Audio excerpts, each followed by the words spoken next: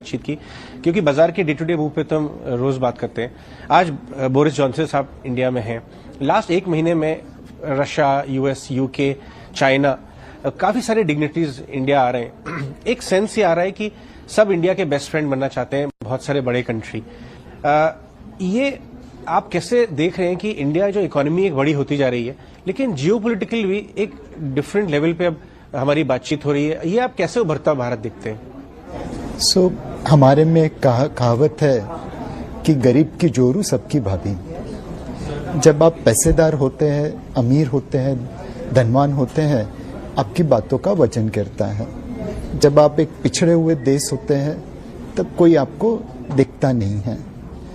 भारत 90 में $200 बिलियन के आसपास जीडीपी रखता था। आज $3.5 ट्रिलियन जीडीपी की बात कर रहे हैं। बहुत सारे क्षेत्र में Bharat number 1, number 2, number 3, number 4 country है।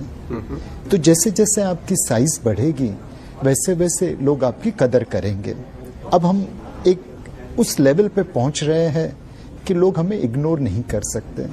अगर आप हर क्षेत्र में दुनिया की टॉप 5 इकोनॉमी बन रहे हैं तो जाहिर है कि बाकी सारे देश आपसे रिश्ता बनाना चाहेंगे।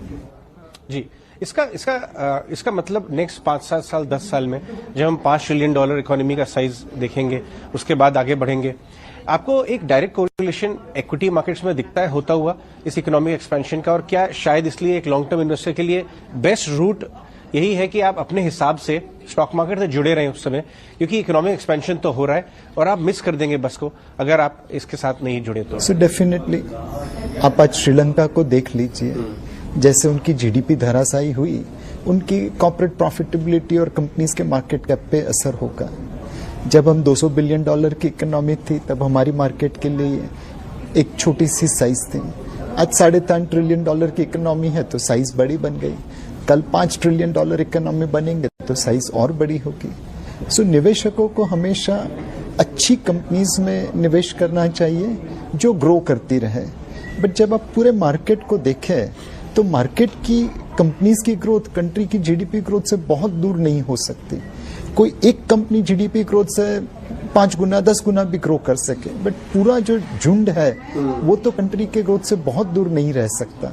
एंड अगर आप स्टॉक मार्केट का रिटर्न देखें तो वो मोटा मोटा नॉमिनल जीडीपी ग्रोथ के आसपास रहता है, कभी ऊपर कभी नीचे, बट ओवर लॉन्ग टर्म उस एवरेज के आसपास ही रहता है।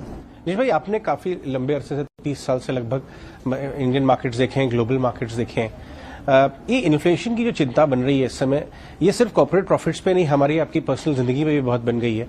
ये इससे बचने का इन्वेस्टर के लिए क्या उपाय है, और ये क्या ये शॉर्ट टर्म फिनोमेना है, आपको ये नॉर्मलाइज होता हुआ नजर आता है? नंबर 1। और नंबर 2, लॉन्ग टर्म में भी इन्फ्लेशन से कैसे बचा जाए एक बड़े इन्वेस्टर के लिए?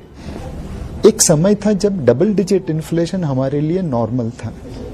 आज इन्फ्लेशन मिड सिंगल डिजिट है और हमें वो महंगा लग रहा है। सेकंड चीज, पिछले 7 महीनों से अमेरिकन महंगाई का दर भारत की महंगाई के दर से ऊपर है।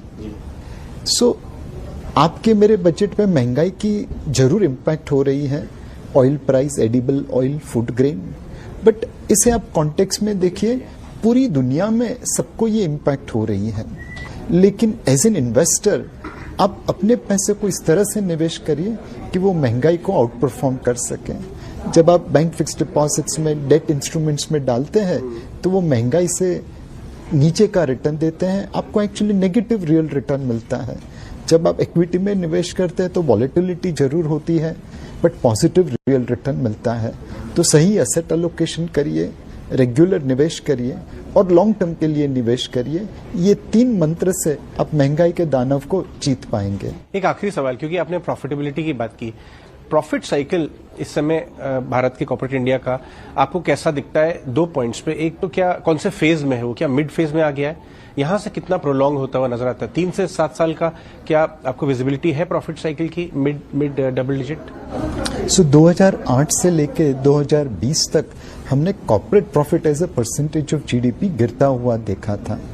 अब 2020 के बाद हमने corporate profit as a percentage of GDP बढ़ता हुआ देखा है। मुझे लगता है कि अभी भी हम एक ऐसी साइकिल में है जहां पे कॉर्पोरेट प्रॉफिट ग्रोथ आता रहेगा, लेकिन मार्च 2022 में कॉर्पोरेट प्रॉफिट ग्रोथ के ऊपर एडवर्स इम्पैक्ट होगा, जून 2022 के रिजल्ट में भी एडवर्स इम्पैक्ट लगेगा, ऐसा हमें लगता है। तो नियर टर्म में कॉर्पोरेट प्रॉफिट लोगों के अंदाज से नीचे आएगा। Over a longer period of time मुझे लगता है कि कॉर्पोरेट प्रॉफिट लो डबल डिजिट में ग्रो करता रहेगा।